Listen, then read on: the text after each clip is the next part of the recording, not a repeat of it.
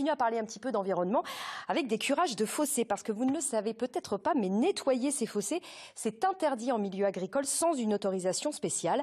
En Mayenne, un agriculteur a d'ailleurs été sanctionné pour avoir curé un fossé classé attenant à l'un de ses champs et cela crée une polémique dans le département. Pierre-Éric Allier, Florie Cotenceau.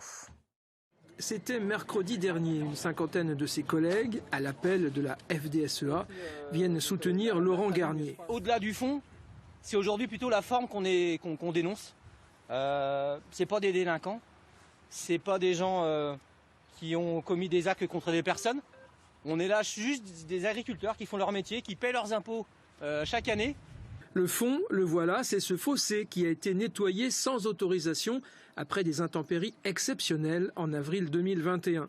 Et donc c'était bouché, ouais, parce qu'avec l'orage qu'on avait eu, c'était la parcelle était en maïs. De toute façon, c'était ce jour-là, 80-100 mm d'eau.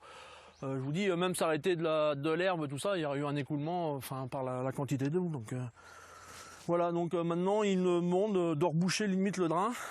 Résultat, 3 500 € d'amende et une première convocation à la gendarmerie. L'agriculteur reconnaît sa faute, paye l'amende et croit l'affaire classée. Mais la remise en état n'est pas conforme à la demande de l'administration, d'où une deuxième convocation, ce qui commence à faire beaucoup.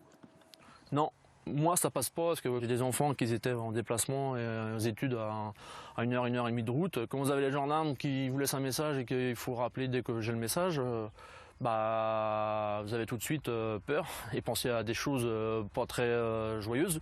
Donc j'ai rappelé en panique et donc c'était pour juste me dire là il y a un contrôle. Dans son GAEC, il doit désormais s'occuper de ses 130 vaches laitières tout en se demandant quelle sera la prochaine étape. Quant à l'OFB, l'Office français de la biodiversité, à l'origine des poursuites, il n'a pas répondu à nos sollicitations.